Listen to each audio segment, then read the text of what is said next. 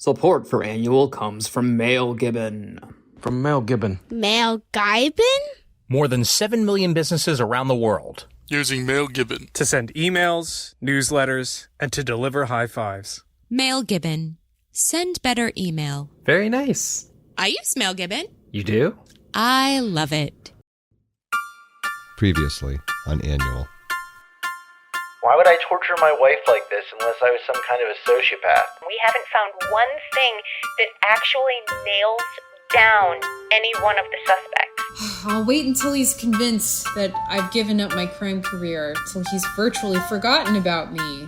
Parker Rouse is Norman Osborn, and I'm headed to confront him about it.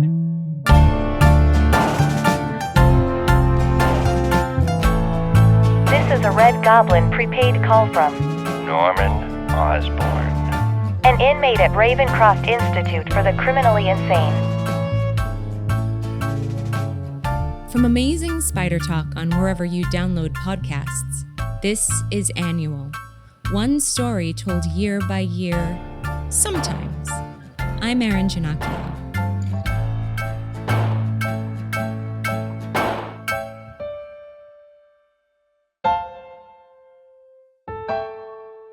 We're at episode 4, our grand finale. You probably heard our first 3 episodes on the Amazing Spider Talk feed or on our website at amazingspidertalk.com. But if you haven't, stop. Go back to the beginning. We are telling this story in order. The story of a Norman Osborn, a threatening mailer who went after Dan Gvozden in 2020 and now 2021. On the previous episode of Annual, we outed that mailer as none other than Parker Rouse, a former student of Dan's who delighted in making Dan squirm. I'm Parker Rouse. I was Dan's student at Severn School in Maryland. Dan had sent me a message detailing how he had solved the identity of this Norman Osborn and concluded with a stunning declaration. After a cross-country drive with his wife, Amy Gvozden, he was mere moments away from confronting Parker at his home. Like you, I had a rush of emotions. Fear about what awaited Dan and Amy, elation that this mystery was solved, and anxiousness to find out what would happen next. Come on, Dan, you can't leave us hanging like that. But now, the time has come, and all will be revealed, including the startling conclusion to this story. But first, a few updates to the story that will prove pivotal as we tie a bow on all this madness. Shortly after I recorded the audio for Annual Episode 3 and our team finished the editing, I received a forwarded email from Dan. It was another email from a made-up account, howilikeToWatchYouSquirm@gmail.com, posing as Norman Osborn with a smiling Ditko Goblin and a subject line reading, "The End." But this time, sent to both Dan and Amy. It read, "All in good fun, I'm not so sure. If Amy has concerns, perhaps she should have more. Disquiet, confusion, and false clues abound. Norman's carousel just goes round and round. Have you seen that show, Don't F with Cats? Well, I'm like the guy who makes those kittens go flat. Watch over your shoulder for me to go boo, because before the summer is over, you'll know who is who. Don't expect to hear from me anymore. The next time you see me, I'll be knocking at your door. Love, Norman O., aka your friend, your neighbor, your wife, yourself, your mother, your lover. P.S. If you want to know my true identity, just check Amy's email. Bye for now. Smiley face." Parker was having fun here, but the tone definitely caught us off guard.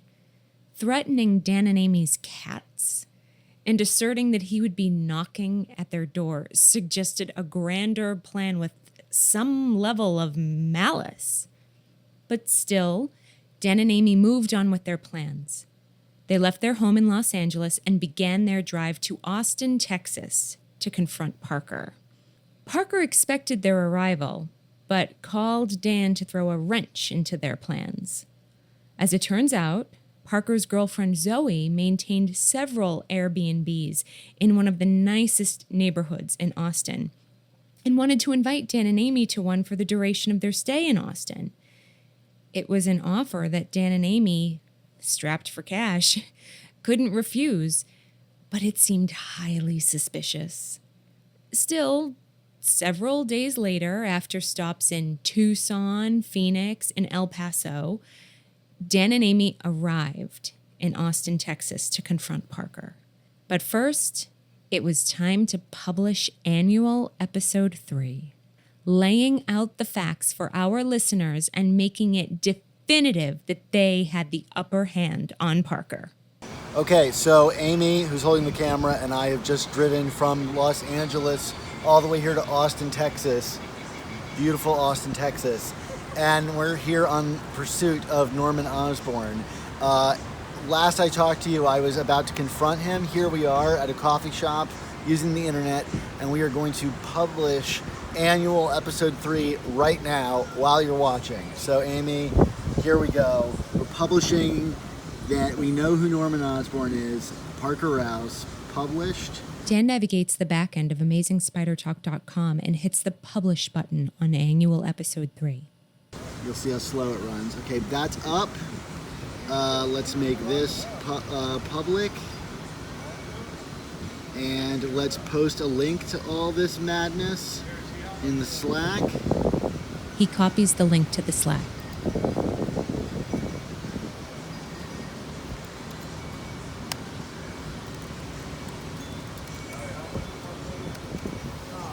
All right, it is now live. We don't know what is going to happen from here. Amy and I are probably going to talk about our thoughts in a second, but we've done it. The truth is out there, folks. Thank you, Amy. With annual episode 3 now published and the truth out there, it was time to confront Parker. Dan and Amy met back in their car and discussed their thoughts on their situation before driving to the Airbnb. So we just published annual number 3, and I wanted to talk before this whole adventure kind of like gets underway, because we don't really know what to expect. Nope. So we are pulling up at the Airbnb that Parker told us to go to. That is, I guess, his girlfriend's Airbnb, which to me is highly suspicious. And I think about the comic books that I read where characters, or Spider-Man in particular, says, I feel like I'm walking into a trap. That's how I feel right now. Yeah. Do you think, so I think there's kind of two things. I think we both expect that Parker's going to try to get this out of the way immediately. Yeah? You don't think, well, I don't know. I'm of two minds. He'll either be, this has been going on for a year and a half. So yes, it's one of two ways. He'll either want to draw it out. Yeah. Right? Or get it over with. Yeah, I don't know. What would be a bigger thing to walk into? Yeah, I don't know. He's just been so particular about the details of this that it makes me seem like he's been using this time, asking when we're arriving, making sure that we're... Yeah, that's true. So we don't really know one way or the other. If we're walking into it, you're going to film us opening the door to find whatever the heck is in that Airbnb. If not, and this is what I actually suspect, is that maybe he's going to let us get settled. He told me to text him when we get in there. And the riddle in that creepy email that I would have called the police on if it wasn't that I knew him, that email says, the next thing you know, I'll be knocking at your door.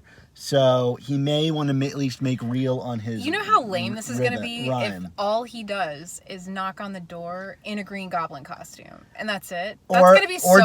Or just open the door and he's like, hi, I've actually been Norman. That would be really lame. But I think after all this time, if he goes lame, that would be really out of character for him. So, we're going to play it by ear. I was originally going to show up in a Spider-Man costume, but we've kind of decided to lay low and let him feel like he has a victory, so that then we can kind of spring it on him that he doesn't actually have a victory. Right. Is that what we're doing right now? Yeah. But I think if we get in there, and this, I guess we'll have to decide this, if we get in there and there's nothing there, Then we have another conversation to make, which is we know he's coming over to knock on the door and probably reveal it. Do I put on a Spider-Man costume and meet him at the door? I think we bring the costume inside, just in case. Yeah, and I think maybe I hide in a back room in it and you give me a signal whether or not he's doing something. I don't know. We kind of want to let him pull his trick, and then we've already beat him to the punch by publishing that episode. To be determined. Amy, how do you feel about this whole thing? Well, like I've been saying for a long time, I'm just ready for this to be over. You know, I like a good surprise. I like a good practical joke. But I like when they're done, you know, that they come to, there's like a sense of finality. We're getting there.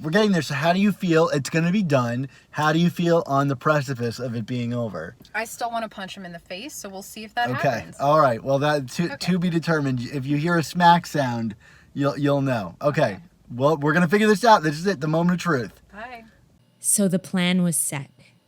They would let Parker pull off his grand finale, giving him a perceived victory until they revealed the truth, that they've known his secret for a while. He was, in fact, Norman Osborn.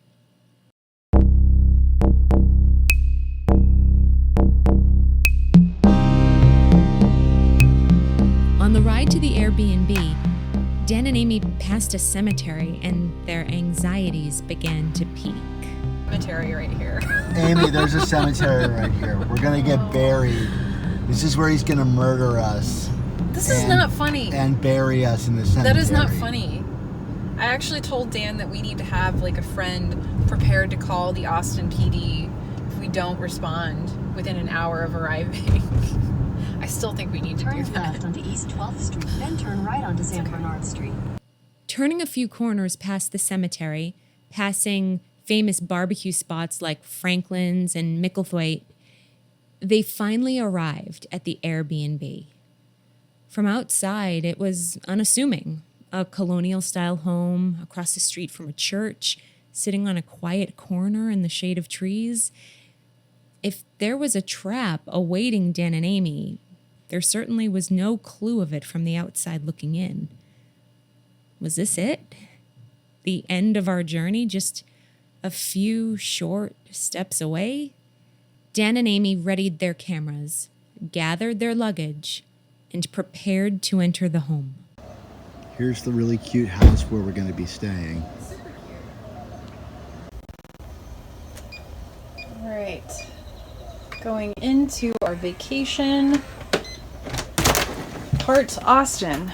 Oh man, this is gorgeous. Is it? Yeah. It's like a historic house. Here, I'm gonna come in and put my car. I can't believe they're letting us stay here. I know, right? Oh wow! Wow! Party house. Look at this, guys. It's like a whole historic home. This reminds me of my great grandmother's house with the really high ceilings. There's like Clayton's Humanity and stuff. We're gonna have fun. This is awesome. This is awesome. Now let me put my stuff down.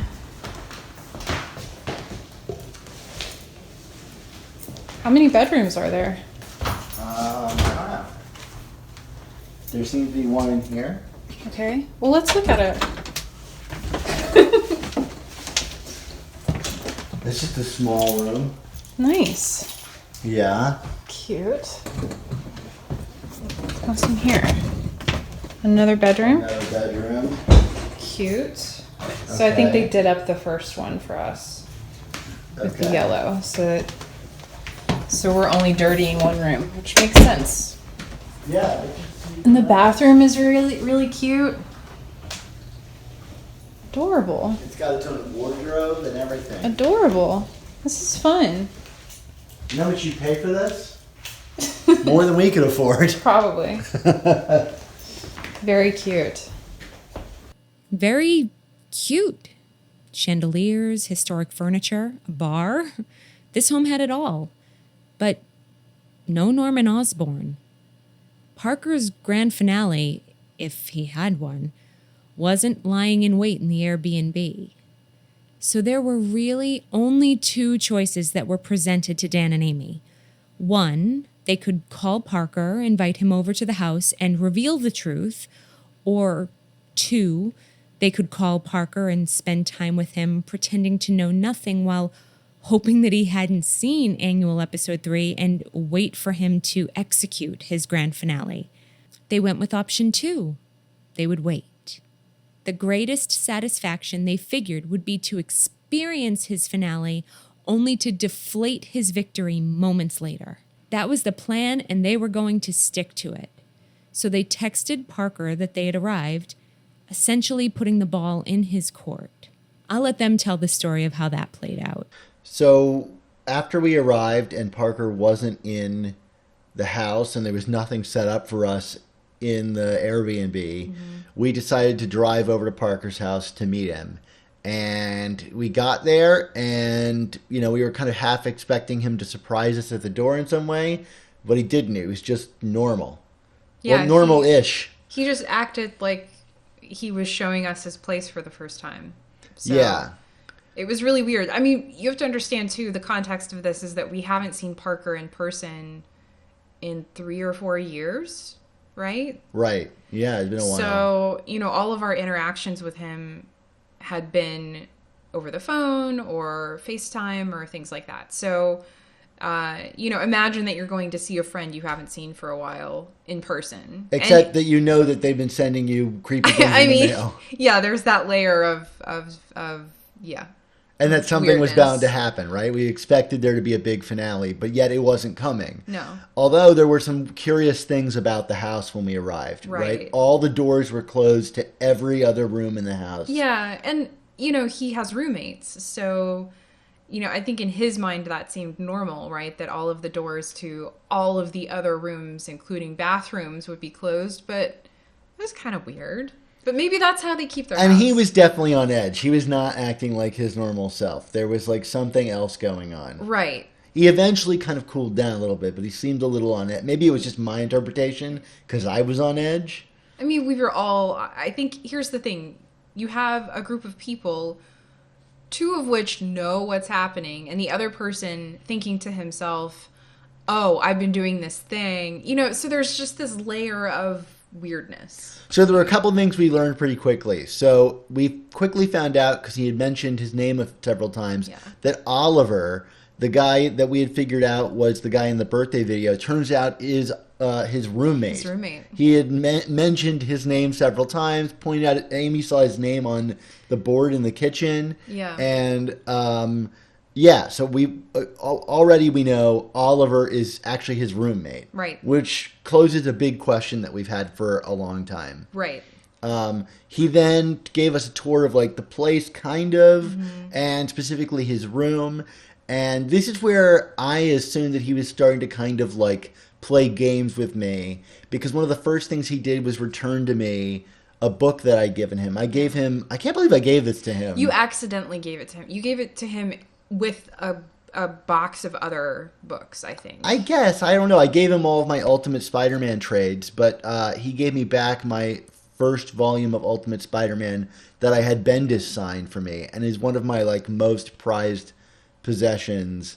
Because it really was one of the main reasons I got back into collecting Spider-Man comics. Mm-hmm. But the first page in that book features Norman Osborn on it, right? And I don't think that was really his knowledge, but I couldn't help but start piecing these things together. Right. So from there, we kind of spent the rest of the night zipping around Austin, just acting like none of us knew. We got and I mean zipping literally. Literally on Lime scooters. So in Austin, there's, I don't know if any of you have been recently, but there are tons of those scooters that you can rent.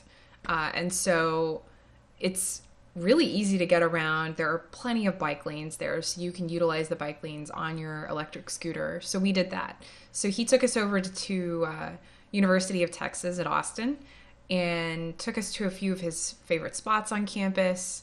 There's this turtle pond that he took us to. Apparently he released a couple of his pet turtles there. Okay. Who now just reside in the pond there. We got chili. Yeah. We went to the famous Bats Under the Bridge in Austin. The Congress Street Bridge. If you've been there before, you know what we're talking about. And we spent some time just walking around downtown Austin. The one thing that I think is of note in regards to Norman Osborn is there was a moment where we went into this hotel to use the restroom. And you went to the bathroom, but I didn't need to go to the bathroom, so I was hanging out in the lobby, and I sat down on this chair and was looking at my phone and actually on the Slack reading people's thoughts about Annual, and all the updates and people wanting to know what was going on with all of this. Yeah. And Parker comes out of the bathroom, but I didn't know. And so he snuck up behind me and was reading my texts over my shoulder. And I kind of quickly caught on, but he was like right over my shoulder, and I freaked out. And I don't know if he saw it. Like, I didn't know if he had seen that the gig was up, like that we had caught him. So that kind of freaked me out. But by the end of the night, he never mentioned Norman Osborn. Nope. He asked like one question about the podcast, and we weren't really sure what to do next. Like, what if he doesn't say anything this whole trip? What if we came out here all this way and he's going to do nothing? So yeah, it was kind of weird, right? Like, you spend all this time in anticipation of this, right? Like, we had this entire road trip up to this point talking about what was going to happen when we got there, and thinking about what he might do and what he might try to pull off as the big reveal. And obviously, like, we're excited because we know it's him. And so, yeah, you have all that anticipation, and then for nothing to happen, it was really confusing. Yeah, we didn't really know what to do. And kind of disappointing. Yeah, absolutely. So that was day one. That was day one. A whole day had passed, and Parker hadn't made a move. There was only one more day left in Dan and Amy's stay in Austin. It was now or never for Dan and Amy and Parker. If Parker knew that they knew, it was like they were in a game of chicken. Each one playing patient with the other, waiting for the swerve. So day 2 starts, and we had agreed with Parker that we were going to meet up with him for breakfast and meet his girlfriend. So we ended up meeting them at this really amazing taco truck. And it was great. It was breakfast. Great. No kind of weirdness. I will say Parker did seem a bit more relaxed. But this was like our second day. It was our kind of last day in town. So we were kind of, Dan and I think, were like, well, nothing happened day 1. Something has to happen day 2. Yeah. So, we got breakfast with him and his girlfriend Zoe, and then we ended up going to the public library, which is amazing. Yeah, it was Austin. amazing. It's one of the most stunning libraries I think I've ever been in. And something weird happened while we were there. Yeah, well, Parker and I were like geeking out about comics and stuff because that's kind of a shared thing that we like. Yeah. But then we went over to the movie section, which is really kind of like the formation of our relationship is around movies. Mm-hmm. And we were pulling out movies that like we wanted to show each other, like, have you seen this? Oh my gosh, this thing. Because they got a great collection there. Mm-hmm. But then, this is the most curious thing. Parker pulls out the movie Maximum Overdrive, of all things. Now, for those of you who don't know, Maximum Overdrive is like the one movie that Stephen King wrote and directed himself. But this was like notable because it was during his like cocaine period where he was doing a lot of cocaine, as evidenced by the kind of plot of Maximum Overdrive, which features these like, shipping Mack trucks that, come to life. But most notably, one of the trucks has the Green Goblin's face on the front of it that like talks and reacts throughout the movie. It's really strange. And so he holds this out to me and he says, have you seen Maximum Overdrive? Which of course I have. And I tried to play it cool because it was like he was tempting me. He was showing me literally the image of the Green Goblin and saying, have you seen this? And I thought, okay, is this it? Is he going to reveal it now? Nope. He didn't. Just put it back on the shelf. And I said, yeah, I've seen it. It's pretty crazy. The Green Goblin face there, nothing. He didn't say anything. So after the library, we actually ended up deciding to kind of take a bit of a afternoon breather from each other. Parker and Zoe were going to go do some things, and we were going to go take a nap. And so we go back to the Airbnb where Dan and I sit and discuss why nothing has happened yet, and what to do next. Yeah, I mean, I think that the breather was almost like an excuse for us to get away and kind of figure out like what we were going to do. Yeah. Because if he wasn't going to do anything, we were going to do something, because we weren't going to let this whole weekend go by and not bring it up and let this thing continue. So we only had a couple of hours, though, because we had agreed to meet with them. We were going to go swimming in the Colorado River, kind of out by Zilker Park. If you've ever been to Austin, you know where that is. And so we kind of had a hard out in terms of there was a timeline that we had to meet. So we only had so much time to talk about this. Right. So I think we decided ultimately that we would tell him when we were ready to go swimming, he would show up, and we would bombard him with us recording a podcast, essentially. Because, like, what other option did we have to do? Let's nail him and then get his immediate reaction. Right.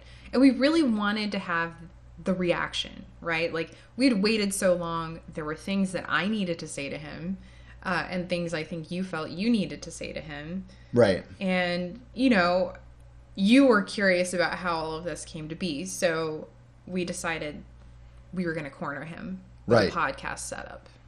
So this was it. This was it. So this was it. Do or die. Dan and Amy set up the house for an impromptu podcasting session. If Dan knew anything, he knew that his superpower was podcasting. Perhaps podcasting could defeat the Green Goblin. 3 microphones were set up around the kitchen table. A spotlight pointed at the seat Parker would be taking. A Spider-Man mask placed under his microphone. Dan and Amy drew the blinds, darkening the space, allowing Parker no room to hide. His only option was the microphone and admitting the truth. Dan even called me up on Zoom, and there I was, ready to grill Parker on his crimes. All we needed was the man himself. Moments later, peering through the blinds, Amy announced Parker's arrival. His car sat idling outside of the home. He's here. Perhaps he knew that he was walking into a trap. Everyone took their places, and then came a knock on the door just as Parker had threatened. Amy reached out to turn the doorknob. There was no turning back. This was it. Have a seat. Being assaulted. What's up? Sit down. Parker, we're all assembled here because we know that you're Norman Osborn. And we want to talk about it. Norman. You can't gaslight us further. We know it's you. So first of all, I guess bravo, but this has to have happened. So we got to talk about it. Will you admit that it is you? You are Norman Osborn. How did I get outed? Well, that's not what I expected you to say. We can get into this. Well, Aaron is here with us. You Hello beat me to again. the punch. You beat me to the punch. Did I? Because I've been planning all day the reveal, which was to happen tonight. Well, And I've been beaten. Sorry, I've not been beaten sorry. fair and square. It was a battle of the minds, and I was outwitted. did you not know that I knew? I did not know that you knew. Okay. Well, the twist to this is we've known for over a week. And you should know that I'll just let It Dan was the show email. The email somehow outed me. I'll just let Dan show you. I made a grievous error, an egregious error, didn't I? You did, but the bigger deal is I knew it was you by the puzzle, but the email confirmed that it was you. And I want to show you that we have gone so far, Parker, to even commission artwork of me unmasking you as the Green Goblin. And there is a podcast in the podcast feed that has been fully edited featuring Aaron outing you to every single one of my listeners that has been live for over a day. It has been live since the minute we arrived, and we figured you knew about it. Heinous. I was worried because I heard nothing about the emails, and I thought I must have made a mistake, and maybe they know and aren't saying anything, but I couldn't figure it out. Well, I know you've been trying to bait me all weekend by pulling out things like Maximum Overdrive and other ways to get me to start talking about Norman Osborn. But I figured you knew that I knew. I was curious if you did, but I didn't think you did, because I've been planning the reveal for tonight and have had several of my goblins ready for an epic reveal. We can act surprised. Yeah. I mean, like, let's be honest. We did not want to do this right now, but it seemed like you had nothing planned. So we were like, okay, maybe we should just get this over with because we've been here for so long. We need to clear the air because Parker seems really on edge. You have seemed very on edge this entire visit. I was in the process of planning it in between each of our times we would separate. That was why I was stressed. Okay. Well, that was why my performance on the podcast was so tense. I was sweating. I was pouring sweat and shaking under the table. That makes sense. So tell me, where did I go wrong? Where you went wrong was like the wait until we speak. Because then it's like, who am I going to speak to, right? Originally, I thought, okay, maybe it's someone that's going to appear on the 300th episode or something like that. But then I thought back on your giddiness to have us come visit you. And I was like, it's got to be Parker. Like, I'm pleased, actually, that you finally caught on, because I thought from the beginning that you would know it was me immediately. But you were so obvious. You were so blind for so long. I was like, Dan's never going to figure this out, no matter how much I give him. That brings up a very good question. Was it you from the very, very beginning? Did you send the Spider-Man mask to Dan? Did I? I don't know. Honestly, is it a conspiracy? It was me. Well, this is what we're here to discuss. I feel like at this point in the process, this is when the villain spills all the beans. It was me from the very beginning. I was concerned from the beginning. I thought you would know immediately because I asked you for your address a year ago. You did, but I didn't. Why would I think about that at the time? Well, then a month later, what came in my favor was I sent you the mask just as a fun gift, but I was sending you a little thing from one of the issues, and then I ran out of space to sign my name. But I was like, well, I just asked him for his address. He'll know it's from me. So then I sent it, but then you didn't know it was me, and then that opened up a lot of opportunities. Well, that's what I want to know is, like, was there a plan to do a massive conspiracy, or did I birth that into existence by suggesting it was a mysterious benefactor? You birthed it. And then the second one, I was just having a little fun by saying maybe I'm not a benefactor. Wow. But then you were enjoying it so much, I was like, this could be bigger. It could be better. and I kept going with it. But there have been copycats. I haven't done everything. There was the person who sent you a doll. The Green Goblin I doll? did not send that. I don't know who sent that. Really? Yeah. Wow. Oh, no. Because that came from Texas. Yeah, it came from El Paso, an That eBay was not me. seller in El Paso. That is truly fascinating because it came so shortly after the postcards that I thought, well, this is weirdly timed. You would probably space that out. I had nothing to do with that. I don't know who did that. That's the one part I had nothing to do with. I have so many questions about the bringing people together to send postcards from all over the country, seemingly. Yeah. How did you make this happen? How many people were actually involved? Many. Probably 20 to 30 people. Did they know what they were doing, or were they just... some of them did. Some of them were just pawns in my game. All along, I was baiting you to get you to figure it out, for it to be a battle of the minds where I would get outed at a certain point with the evidence. Because when I sent the birthday video, I guess we could start at the beginning. Yeah, with I mean, everything. I have all of the evidence laid out on my website. I mean, the real thing that threw me off, I think, about all of this is you're not a listener of my show, right? Right. And so, like, it seemed to me like this was a cadre of listeners more than anything else. And I always assumed like it was you in terms of your personality and sense of humor. Yeah. And that you knew that I was like game for it because we have the same sense of humor. Yeah, exactly. Which is something I do want to talk to you about as we continue in this conversation. Let's start at the beginning. So you talked about the mask. Then there was the Green Goblin pin from the UK. And that was just a Pinterest buy. That was unintentional that it was coming from the UK. But you had a note in there. Did you get that?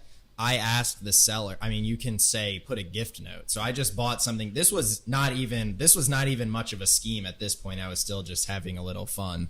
And then I just bought that from Pinterest, added and said gift note. Maybe I'm not a benefactor. And then I just got lucky that seller was in the UK. So then you guys made a lot out of things that were accidental, like the Manchester UK. That was accidental, but then that kind of spawned the ideas to have things come from all over the world and country. Okay, so it was that. Then it became that card with the Ditko issues. Yeah. And it up to the real. Now, here's the real question I have for you is, you're not like a big Spider-Man reader, right? I had you read the Ditko run, and I'm sure you read in like the Romita first couple issues that had the Green Goblin reveal. Who is helping you in terms of your comic book knowledge with this thing? Well, you. While making the card, I was working on a show about 911 call centers, and we worked from 3 p.m. to 3 a.m. every night. But a lot of my job just consisted of waiting around for the crew to finish shooting to help them break down and stuff. So I would be waiting in my car, sitting in the parking lot, and just have hours to burn. So I started listening to a few episodes of your podcast, including one that was about the first original appearances of the Green Goblin. So then I started listening and learning from that, and that night is when I composed the poem that went to the card. And you guys talked about each issue that the appearances appear in. So each issue that you grabbed letters from in that original card were in order each of the original appearances of the Goblin, and then the one where it says all will be revealed, that final issue that you pull from is the issue in which the identity of the Goblin was revealed. Yeah, he used your knowledge against you. Yeah, well, don't think it went unnoticed. Like I was always impressed. That was something that. You didn't mention in your findings, that how the issues corresponded. So Got it. I was Okay, like, all okay, right. that one, yeah. And then I made that card up in the following days. Bought a card from Target, printed that out, downloaded a Spider-Man font that would go with that, and then had sent that off. Okay, so following that was the birthday video where you enlisted Oliver Jennings into. Don't worry, we figured it out. Oh yeah, I had just assumed you guys were dupes since it took you so long to figure it out. I was like, oh, I could do anything, and well, we didn't figure out Oliver until last weekend. So. Yeah, I mean, like you don't. The one thing that made it easier is you don't have a lot of Facebook friends, and Oliver is one of them. But like because the breadth of who our suspects were was so wide. I mean, granted, I probably should have done digging through your Facebook back when we first interviewed you. So you brought Oliver Jennings, your a cappella singing, kayaking, or rowing friend into it, who said he was from Anchorage, Alaska. There was something written on the board behind him that said, "Keep sending stuff to Dan Gvozden." There was something written underneath it. Was that related to this in any way? It was not really. You made a lot out of that. Okay. That wasn't really. Basically, what the short and hilarious answer to that is that we wrote, send more stuff to Dan Gvozden, and then we set up the video and we're like, it's too small to read. So we just wrote it again bigger. So it just said, send more stuff to Dan Gvozden. But you did make a lot out of that.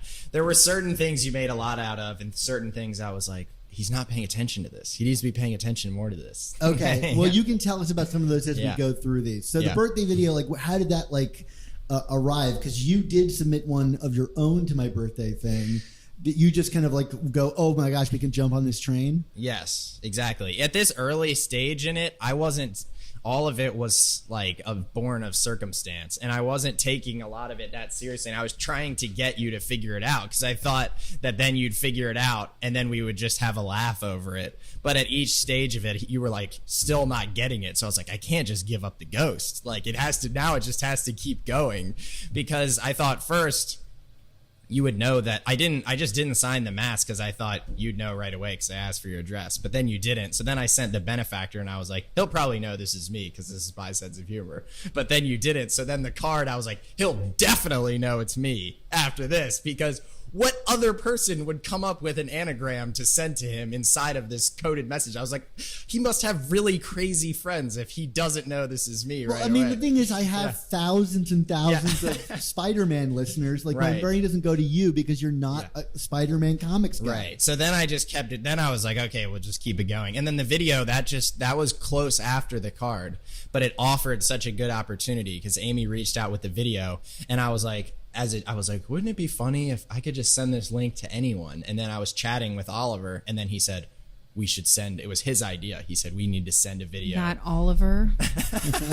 He said, we need to send a video that goes along Oliver with the is a prank. co-conspirator. And we were like, oh my God. So then we set that up and sent that off. And then he was like, oh, is there any way for him to trace it back? And I was like, well, you're Facebook friends with me. If he suspects me, he'll go on my Facebook, find you, and then I'll be outed. And then we can have a good laugh over it. Yeah, I mean, that was the kind of the thing that enabled to pin us down, that we're like, this is for real. And then when you kept mentioning Oliver, and then when Oliver walked out of your house yesterday, I was like, well, there he is. You guys did mention his kayaking history as a ploy to me, but I was like, I must have mentioned that. I didn't pick up. Well, Amy was weird when we were talking on the phone the other day, and you were like, yeah, I have someone who knows it. And Amy was like, well, what's his name? And I was like, Amy, that's a weird thing to ask. I mean, I'm actually more interested in, we're going through these things and Parker is mentioning, oh, you made a lot of things that didn't matter, and then things that did matter you completely missed. I want to know more about what we missed, Parker. Well, I thought the big thing, and maybe you didn't miss this, but you didn't focus on it as much, is the big thing for me was I thought, okay, the video, and you did talk about this, was that the video was only sent to X amount of people. So I thought, once I've appeared in this, they'll know that whoever did it was one of the 10 people or whoever they sent the video to. And I also thought, I was like, I'm doing another elaborate video for mine, so that might expose me as well. But it seemed like you had that thought at first, but it kind of got bigger, and you were like, unless they hacked me somehow, etc. I never thought I was hacked. That was an Amy paranoia. Okay. Yeah, that was mine. Sorry, my I brain wouldn't call goes that to a paranoia in her defense. That's a legitimate concern. Thank you, Aaron. It just seemed a little more remote than it just being like Parker. But that's why we brought you on the show, and then you denied it, and you've been kind of like playing along with me the whole time, like, oh, that is cool. Or like, I'm not seeing your Facebook, and I know you're not a social media guy. So you're not a Spider-Man guy or social media guy, so I kind of there was reasonable doubt. I couldn't say, like, for sure, I couldn't pin you down because it's like I don't have hard evidence. Right. I had as much hard evidence on you as I had on Andy. Right. I was at first trying to point you with the references from the podcast towards Mark. I wanted to frame him because I thought he was the obvious suspect, and he was in question believe me, for a while. They definitely questioned him. I thought he would be the obvious choice. And Mark was frustrated. I questioned him. Yeah. Mark was frustrated from the beginning. So, okay, next came the, like, green note with, like, burned edges and stuff, and the hidden code in color coordinated letters. Mm-hmm. So, I mean, this was where you kind of changed your tone a little bit and made it a little more threatening. And I have to say, this is the point where Amy started going, I don't enjoy this anymore. It was also, wasn't this kind of around Halloween too? Or am I wrong? I think so. Yeah. I think so. It kind of coincided with like the start of spooky season or whatever. But like, yes, when we got this, I immediately had a gut reaction of, either this is a new person taking over the helm, or this person just got serious. So, well, right. At this point, I think with the video, I was kind of trying to out myself on the previous ones, like wasn't taking it that seriously. But then I was like, all right, I'm buckling down now. Like, I'm committed. Yeah. So that was this one. And didn't this one come from New York? Yes. And it said like the beneficiary. So how did you pull off all this mail scheme?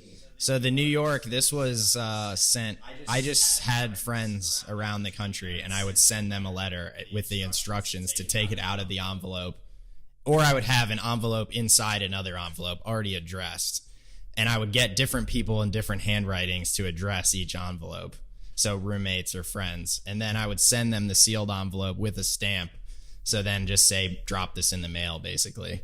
So that it would be stamped from another way place. too much time on your hands, Parker. Oh, well, it was during during quarantine, so I had a lot more time on my hands than I was used to.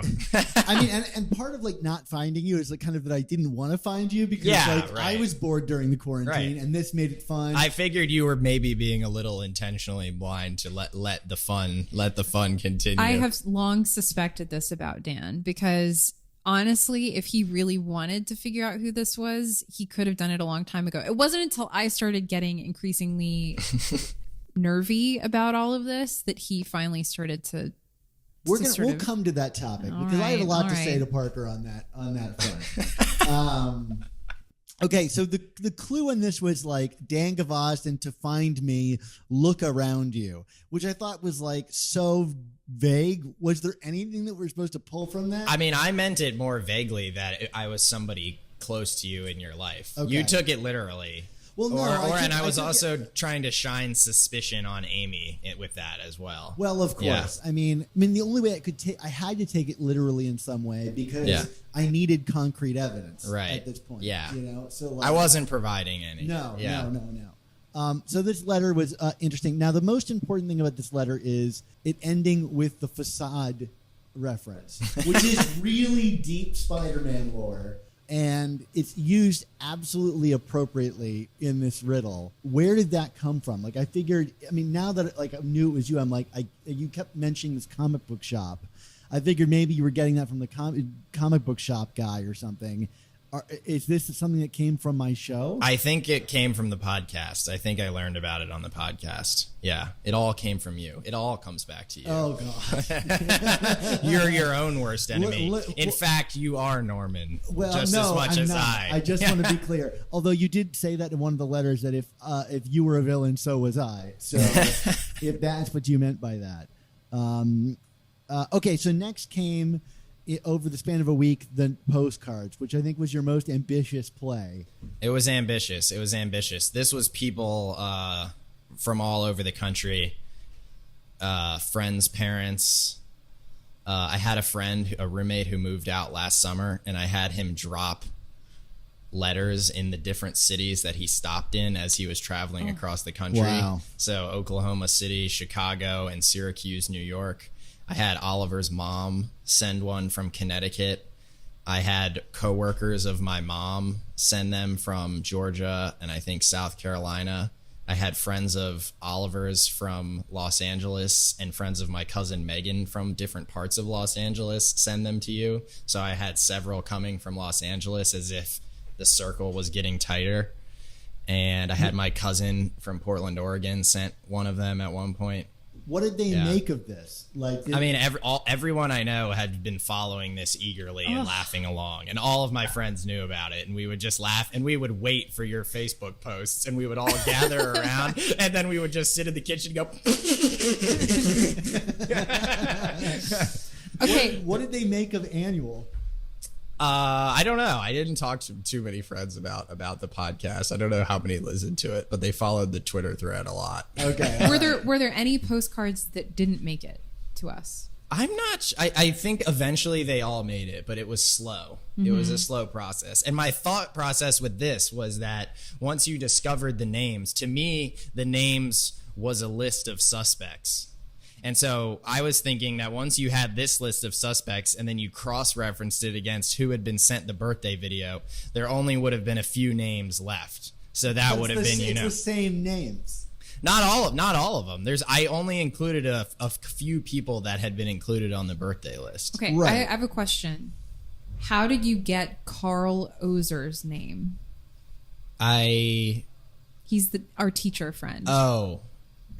Okay, I went on the website Told you. of Sierra Canyon School because I knew people from your personal life just from knowing you. Yeah. And then I knew your family, I knew some of your friends, and then I pulled a few people from your Facebook that I didn't really know, like Ron Friends, and I had heard you talk about Tristan, Ian. I didn't know any of them. I just pulled them from your Facebook. But they're all comics related people. Like Ron Friends is like a former Amazing Spider-Man artist.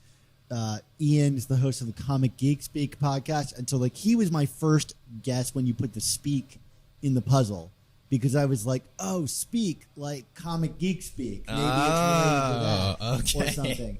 I mean, like, you said you tried to limit it, but Parker, you, Brian, and Andy, who are my three suspects from the birthday video list, were also on postcards. So it didn't really help me narrow it down. Well, were those your only three from the birth that you were suspecting from? Okay, interesting. Yeah, okay. yeah. I was trying to get you down to a very small number so you could be like, I know it's one of these three people, and then I have to find the answer. I mean, you were, again, the suspect, because, like, I really don't, like, after this and Amy becoming really worried, I knew Andy wouldn't torture me and Amy like this. But I also was, like, hoping that you wouldn't either, because I was like, I think highly of Parker in that regard.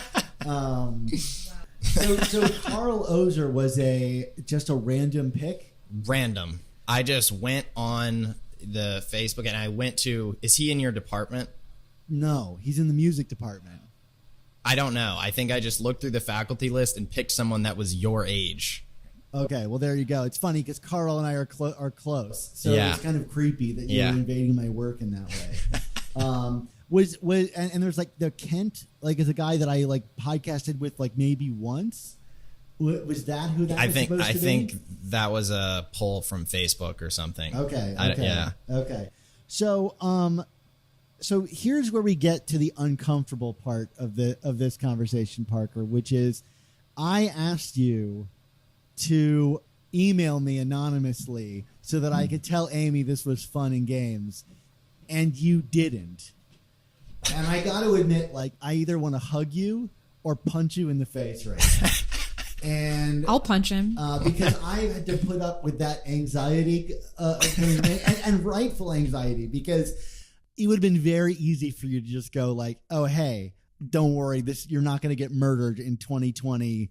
Like with the creepy stuff that happens on the internet. Why didn't you do, like, I'm asking you as a friend, why didn't you do that?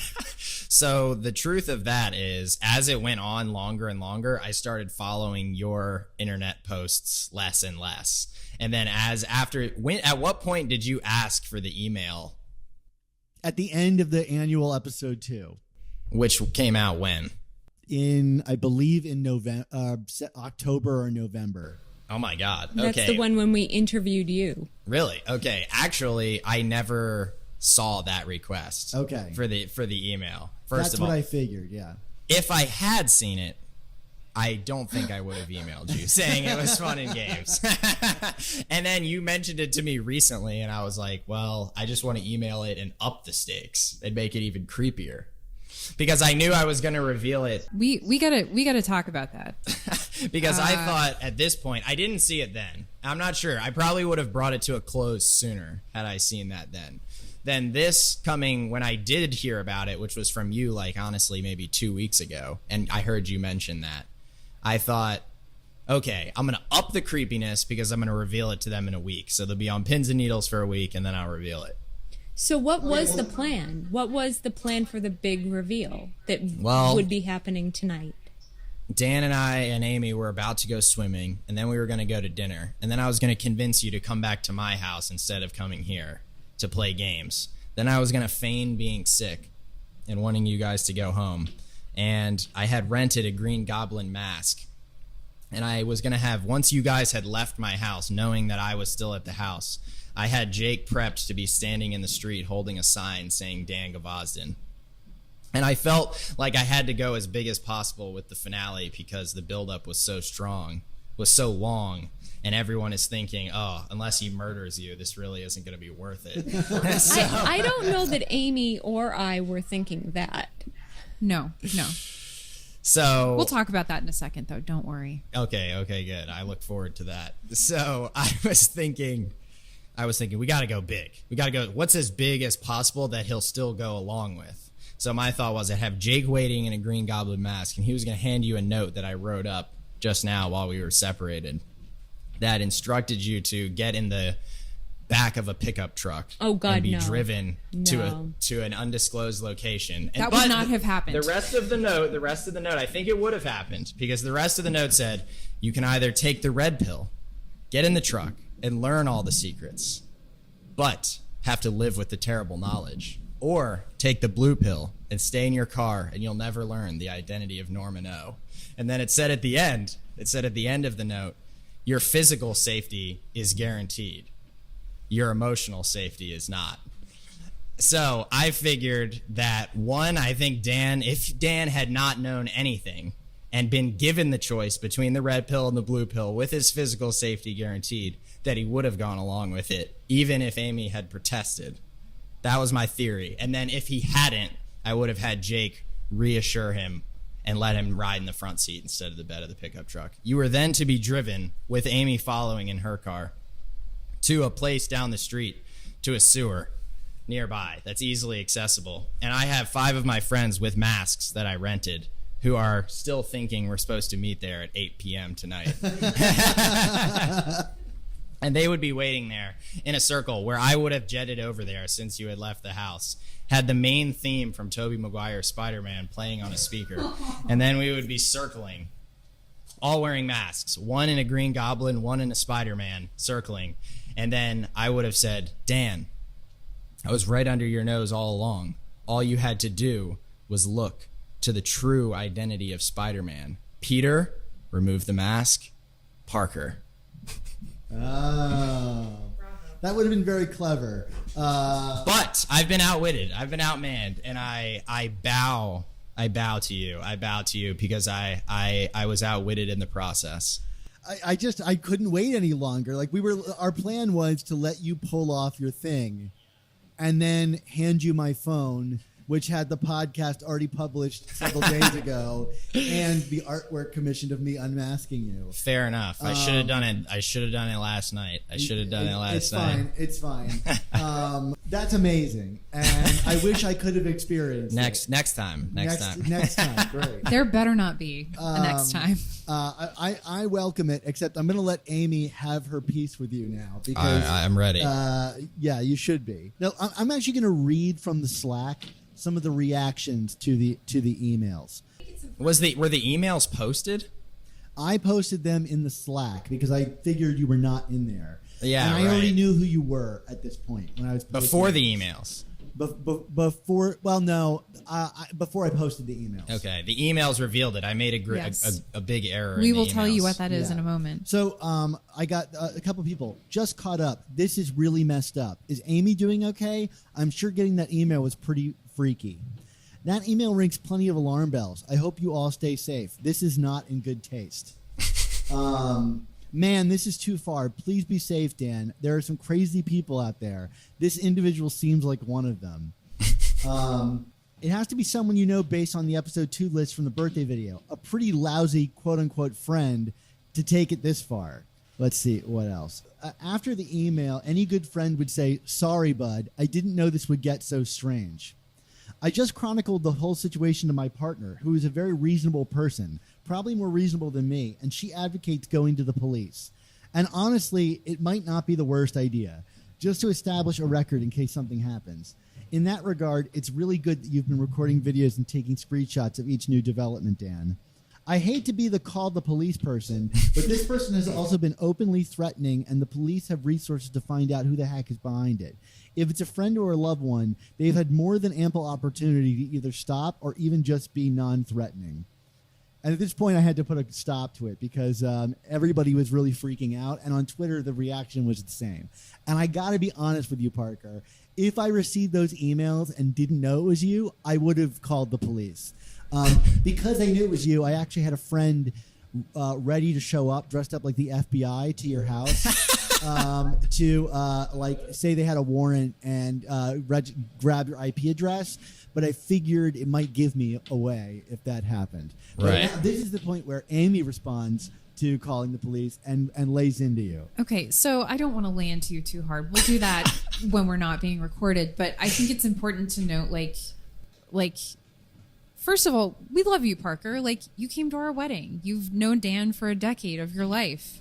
But I think the other flip side of this is that I think the people in the Slack are right about this. Like, you did have ample opportunity to say something earlier and to maybe tone down the kind of, creepy, dangerous rhetoric of this. Also, I think because the tone had changed so dramatically from the beginning to where we are now, that as a woman who has gotten, had a stalker in an apartment complex she lived in Dallas, like, that's uncomfortable for me. It brought up some not great memories from when I was, 22. So I think, putting that into perspective in your future pranks on people might be helpful. I think it's good to be like, I don't know, in the future, I would hope that you would learn how to toe that line a bit more between being like creepy, but like appropriately creepy, if there is such a thing.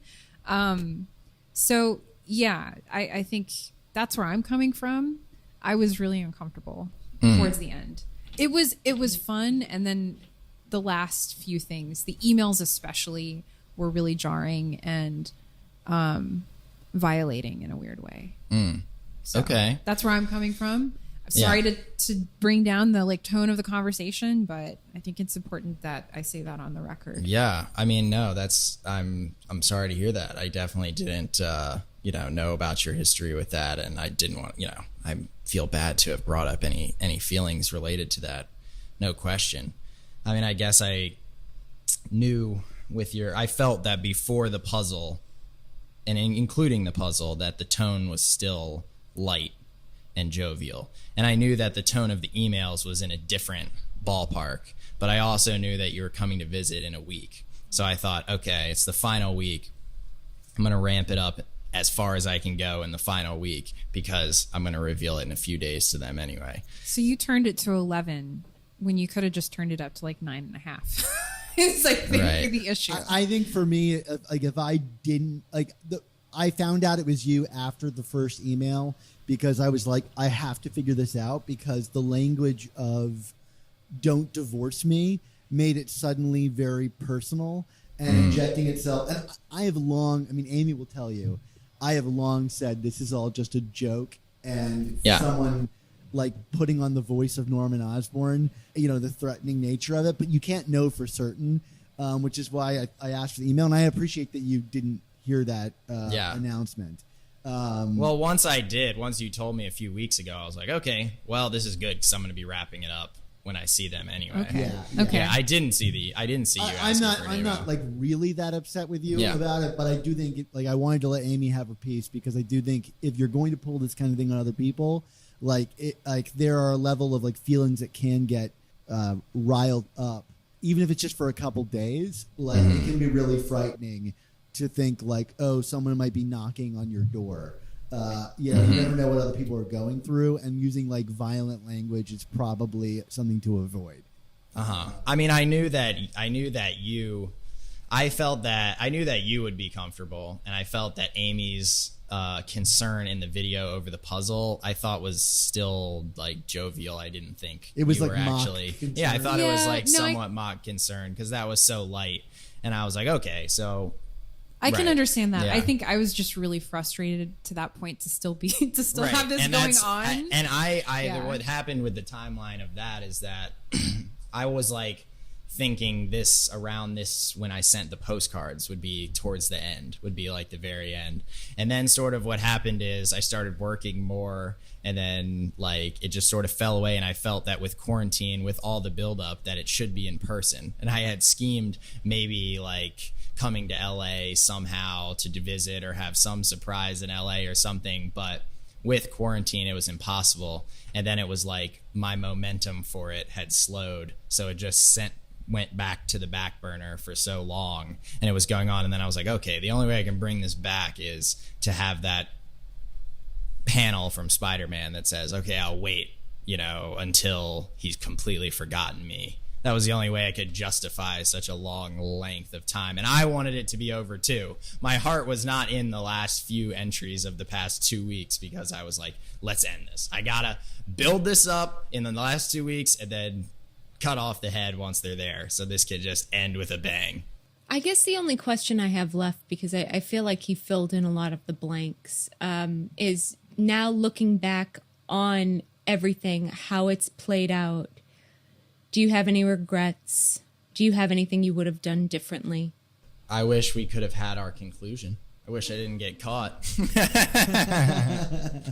I wish we could have had the conclusion too. I'm bummed, but that's okay. I had to we had to jump on it. No. Amy and I have been talking all day, back and forth. Do we do it now or do we do it after dinner? And then it started raining, and we were like, well, I guess we're not really going swimming, so we might as well do it now. No. I had always conceived of it as a battle of the wits at a certain point, and that one would win at one point. So you have won the battle of the wits. Oh, I don't know about sure. that. He is older, so it makes sense. Yeah. I do want to add a couple more notes from the Slack. So were you able, before you do that, were you able to track my IP address from the emails? No. Did I leave a location note or a sent from my iPhone or something on the emails? No. I'm not going to explain it right now because everybody who's listening to this already knows how I did it. I will play for you the podcast, which is a full explanation of how we solved it as we drive to dinner. Excellent. I think we do owe a big debt of gratitude. I can't even talk. I'm so flustered. To all of those who have kind of helped along the way through Facebook and through the Spider Slack and Twitter, because I think without kind of everyone pitching into this, we would have been outwitted. So really, we didn't do it alone. Yeah. I think we have to say that. And I want to thank, first of all, wrapping things up here, I want to thank everybody who came on the journey, like Amy said. I want to thank Aaron for being my partner in all of this. The fun thing is that it's really brought a lot of people together. And I'm eager to hear more on your end about the friends who helped you out. But it's brought a lot of us together having fun with this. And I would say, I have some hesitations regarding the language that we've talked about. But I do want to say thank you, because this has really brought a bit of light and excitement to a dark time, and not only allowed some kind of creative outlet through the podcast, but you don't really often get caught up in a real life mystery, and it's kind of one that you don't really. I'll admit, I didn't really want to end, because you dream when you're a kid, you dream of being involved in a situation like this, and so as far as you took it, I still think it's a sign of a real friend that would, one, know my sense of humor enough to pull a prank like this on me, and two, put that much effort into it. So I do thank you for something so magical happening, as much as it annoyed my wife. Just next time, whenever, hopefully it's not a next time for us, unless it is. But if it is, just don't turn it up to 11. Just 9.5. That's fine. Well, the next time it's going to be Parker and I teaming up to do this to someone else. Sweet Jesus. I think in the spirit of a real life mystery like you're talking about, I think I was inspired listening to the podcast and reading those original run with Ditko. Is that original run, the story of the Goblin and the thread of the Goblin is played as a mystery, as a whodunit. And his identity is never revealed for 30 issues or so. So that was the premise of the whole thing, was stage a real life version of the Green Goblin plot thread from the original. And it was an act of bringing the world of comics into the real life, and an act of love towards you, Dan. And I'm sorry, Amy, that love bore thorns. You were an English major, weren't you? Well, this has been a lot of fun and an exciting twist on things. Thanks for everybody for kind of coming along on this journey. The Green Goblin lives on. Okay. This has been a lot of fun, and I'm excited for you to find out how we caught you. Okay, me too.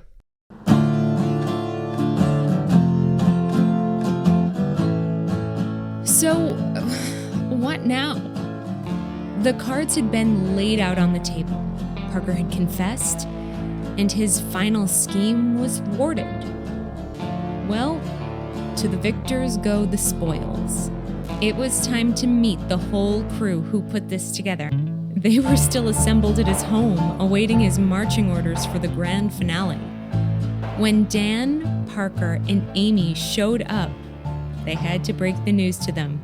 The jig was up. Sorry, guys. Parker had been found out. But the tone wasn't of sadness, but of merriment. They told Dan and Amy all about how they had been quietly sharing the tweets and the posts and the podcasts among one another for over a year, laughing at all the twists and turns and helping Parker with his various pranks. Then they laid out all the parts and pieces of the planned finale for Dan. They came out dressed in a green goblin mask and presented Dan with a variety of notes that he would have received to kick off the finale. They read, "You've come to the end. The answers you seek are around the next bend. Get in the bed of this truck, and you'll survive the night if you're in luck. Here are your instructions. Sit in the back of this truck and place this bag over your head. You will be driven a short distance to a location where everything will be revealed to you. You have two options. The red pill, get in the truck and have everything revealed, but risk living with the horrible knowledge. Or the blue pill, stay in your car and never hear from Norman again. The answers you seek forever a mystery. Do not bother asking me any questions. I cannot speak. Your wife should follow in her car. Your physical safety is guaranteed, but your emotional is not. Norman O." The instructions even included a coupon for Amy, a receipt for, quote-unquote, one husband, wishing that she would have a nice day, and stamped with the logo for Oscorp. Amy wasn't too thrilled by the scariness of the planned finale, even if Dan quietly admitted that he would have gotten in the truck with a bag on his head. I totally would have done it. I mean, come on. We've come so far. What am I going to do? Say no? Either way, since Parker got scooped, he did offer up one concession to Dan. That Dan could shave his head. Here's Dan to explain. Okay, so over a decade ago, I was a teacher of Parker's.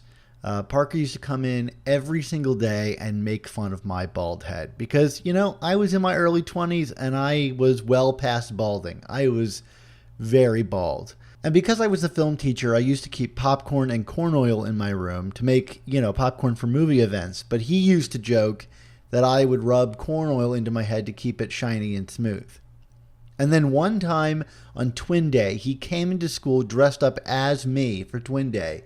He got a bald cap and everything. And we have this great picture of us together, of both of us bald, wearing similar outfits, pointing off into the distance, looking at our futures. And that's when I warned him and essentially cursed him. I said, "You will look at this picture one day and regret it." And I believe he has, because now Parker is balding. It's almost like I cast like a thinner spell on him. Except thinner in this case didn't mean like physically thinner. It meant that his hair would get thinner. So, in front of all his friends, Dan got out an electric razor and went to town on Parker's hairline. I might cry. All right, here we go, Parker. Can we take the safety guard off? No. All right, here we go. We're starting in the back where it's thickest. Please don't hurt him. Okay. All right. It feels kind of good. Hold my hand, Dan. Hold my hand. One of us. Oh!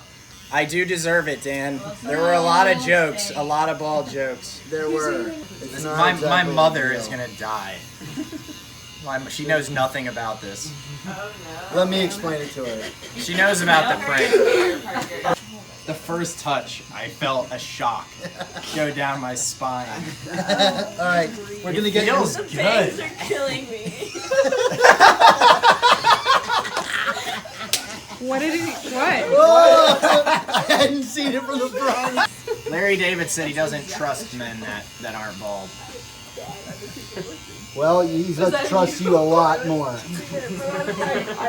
Then out came Oliver, the guy from the birthday video, to finish the job with a straight razor shave of Parker's head. Hey, this is Oliver from the videos. Hope you enjoyed watching Parker get shaved. Go home and kiss the kids for me. It turns out that amongst the crew behind all the stunts, Oliver's "kiss the kids for me" line, which was entirely improvised, had become a personal favorite. Oliver even took Dan up to the room where he filmed the birthday video. All right, we're going up to the spot that's not Anchorage, Alaska, where Oliver filmed his video. Cleaning up my desk. Oh, it's really a lot smaller of a space than I thought. Yeah, there's my whiteboard. With the creepy message and the books that It was everybody up was there. trying to like. For months. It was up there like until not that long ago, that message.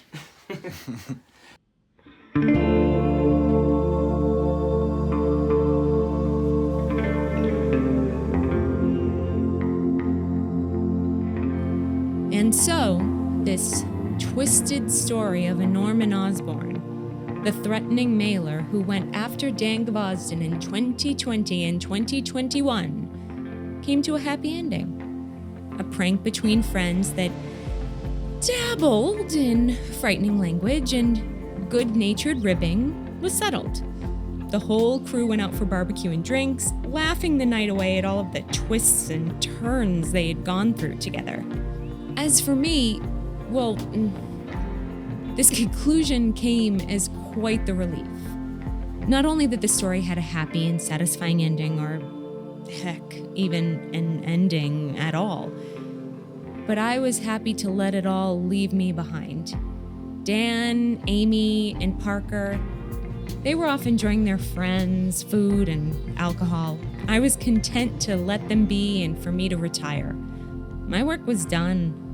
We had solved the mystery of Norman Osborn. It was time to close the books on this story. But after packing away my recording equipment, something later occurred to me while I was taking a run through my Long Island neighborhood.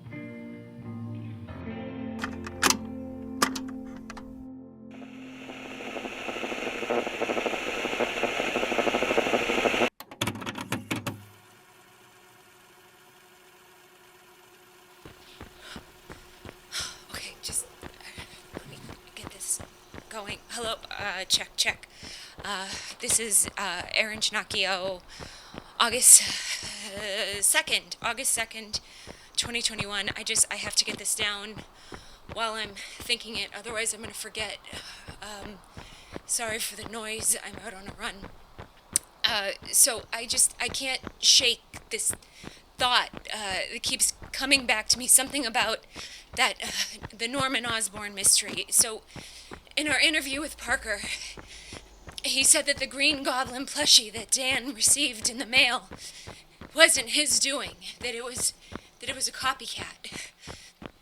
So if that's true, then why was that eBay seller so cagey with us? When we reached out to him, he made it, well, he suggested in that exchange that he was in on the prank. There was like a winky face. And now we know that isn't true. So, is this the emergence of a new Green Goblin, like, what's his face? Bart Hamilton, or Harry Osborn? Or is this the work of, the Hobgoblin? Oh, jeez.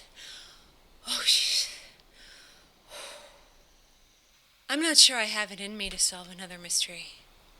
I mean, if this one's even meant to be solved at all, I guess, that's probably the nature of these, goblin stories, right? Where one goblin just becomes another, and the threat, the specter of the threat just seems doomed never to lift. Maybe I got too close to this story. I might have spent too much time thinking about this. And now I'm beginning to wonder what I've ignored while my focus was on the whole Norman O mystery. I don't know. What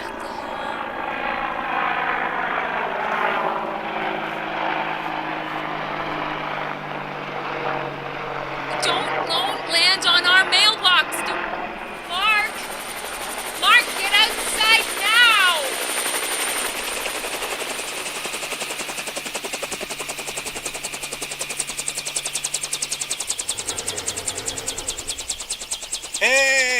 Hey!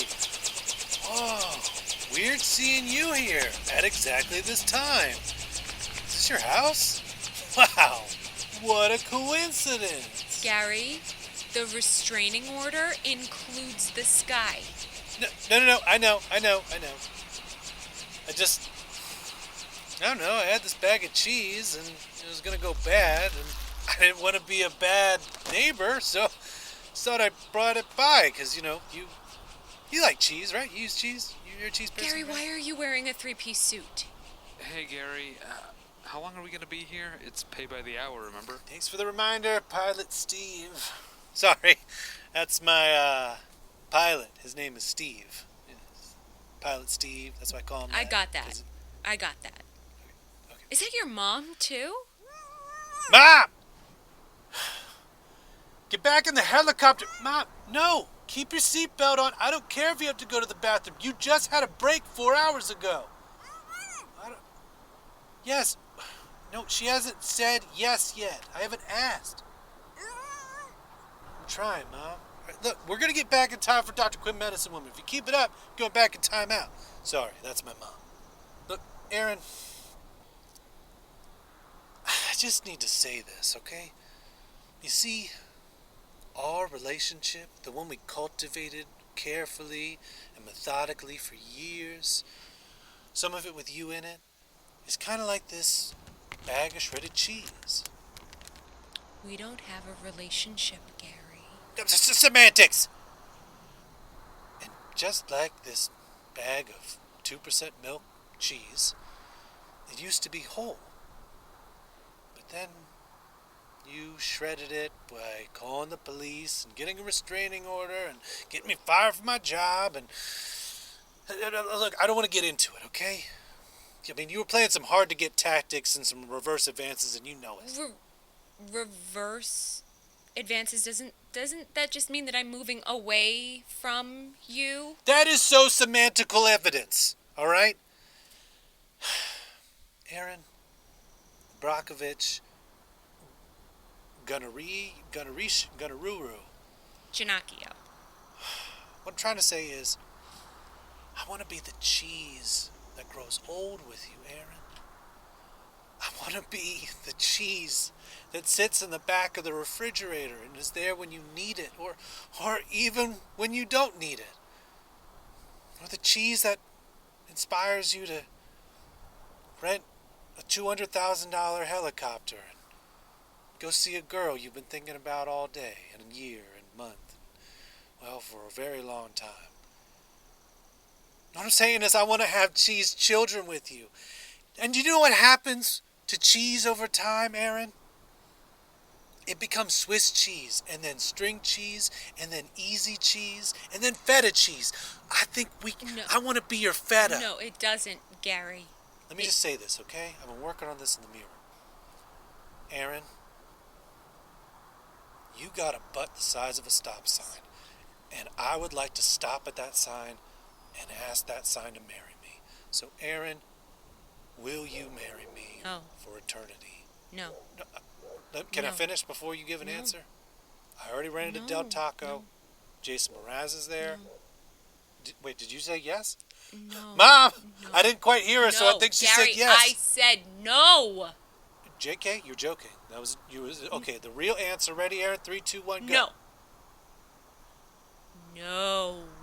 No. Gary, no. No? No. Or no, yes? Gary, no.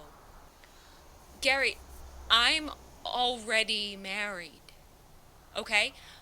Me saying no to you should be enough, but I would also like to take a moment to explain to you. I'm already married. I'm married to a really, like a pretty okay guy. His name is Mark. Honey, is that a helicopter? Yes, it's a helicopter. And is Mark perfect? No, he's not. He's not perfect. He thinks that annuals don't count. And he's always sweaty from running. But I'm content with him. Like, really content. And Mark, I'm sorry I blamed you for being Norman Osborn, but ultimately I think this brought us together and made us stronger than ever before. I got to learn a little bit about you, and you got to learn a little bit about me. And from now on, we do everything together with full trust. You are my feta, I guess. I'm your feta? Yup. You're my feta. And I've never wanted any other cheese. I'm cheese? I'm sorry, what the hell is going on? Why are these butterflies being released from the chopper? Who's the old woman clapping? Mom, I said not yet. That's his mom. That's his mom. It's his That's- mom. He that's brought my his mom. mom. He brought his mom. Yeah, that's my mom. Doesn't it? We look this. Come on, man. Mom, sit down in the chair. You're gonna fall. Look, Gary, she's gonna Mom, get hurt. I know she's gonna get hurt. Okay, I'm very aware. She's my mom. She's I'm very an aware she's elderly gonna get woman. hurt. Why did you bring her on a helicopter? Because I It's thought you were gonna really say yes. I thought we were gonna run off irresponsible, the Gary. sunset. Listen, Aaron, I rented a Del Taco. I got Jason Mraz, and he's gonna sing The Reason, because you're my reason, but I guess not anymore. Okay? All right? Yep. Listen, Mom, tell him to release the doves into the wild, and say we're not gonna ride turtles anymore. Yes, I'm aware. I don't know if you should release the doves with the blades, and isn't that like really dangerous for the doves? Doves don't feel pain. So are we done here? It takes a bit to get the blades going. Yeah. Let's go, Pilot Steve. There's a concert I gotta get to for one. Aaron, you've taught me something really important, just like you do every time. You taught me loopholes in restraining orders. I can't constantly knock on your door and whisper I love you and run away.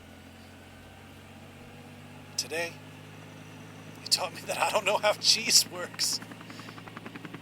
I just like to eat it. How did you pay for all this? A helicopter? Jason Mraz? Even a Del Taco? Well, Matt, or Marcus? Tim. Point is, the person who has sex with Aaron. When you love someone, you do whatever it takes. The heart is an insatiable mistress.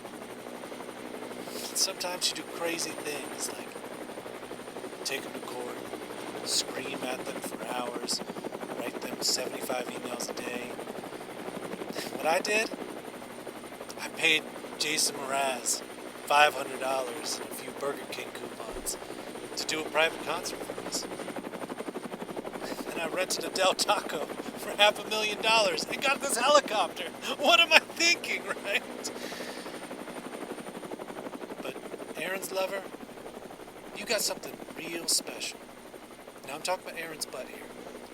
And I want you to hold on to that with both hands and rub it all against your face. Okay. Gary, you still didn't answer the question. Yep. How think I on did. earth did you afford all of this? Oh, of course. Excuse me for being rude. Well, between you and me, remember those kids I was coaching that made it to States? You mentioned it in one of the voicemails. Yeah. Oh, so you listened. No. I paid them off to take a fall. I thought they'd lose on their own, but man, it was 50-1 odds, and I had to take it, and they just kept winning. I really thought I was going to lose an awful lot of money, but I didn't. It was a close one. Can you believe 5 of those kids were Make-A-Wish Foundation recipients? They still were winning.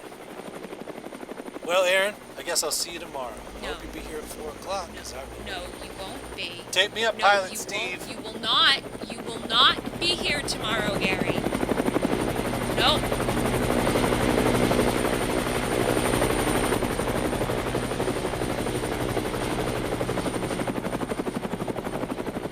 Well, that was weird. Yeah. I ordered pizza. I don't want any cheese right now or ever.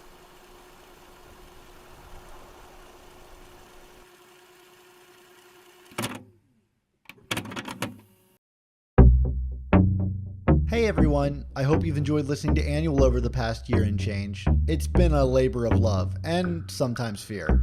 I could never have imagined that it would turn out how it did, with us unmasking Parker as our Norman Osborn, or that the journey would take us to so many strange places. Producing this has pushed our amazing Spider Talk show into new territory, and I hope entertained you in ways that you might never have expected. But, as a final note, we could not have done any of this if the twisted evil of Parker Rouse never decided to inject himself into my life. He started this whole mess, so I think it best to let him finish it. Here's a video message he just sent me. When I found out how Dan had bested me with just 2 small numbers attached to my Google account, I was pissed. Not because of the foolhardiness of the mistake, but because of the dim-wittedness of the man who figured it all out. I had felt in my bones that had I, Norman, won, and Dan had gone crawling, sniveling to the police, searching for solace, that my hair would have begun to grow back, follicle by follicle, and my male pattern baldness would be a thing of the past. But even though I now spend my time relaxing on beautiful Icelandic beaches due to all the royalties that I've earned from the annual podcast, I have this head as a constant reminder of my failure. Signing off for the final time, this is Norman O.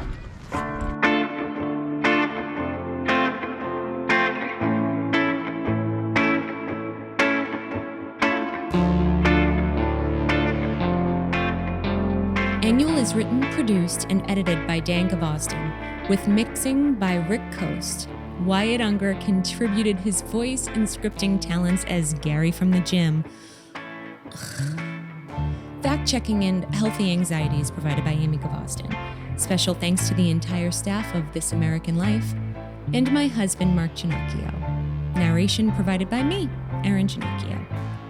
Head over to AmazingSpiderTalk.com to see all the clues and behind-the-scenes details. You can email us at amazingspidertalk@gmail.com.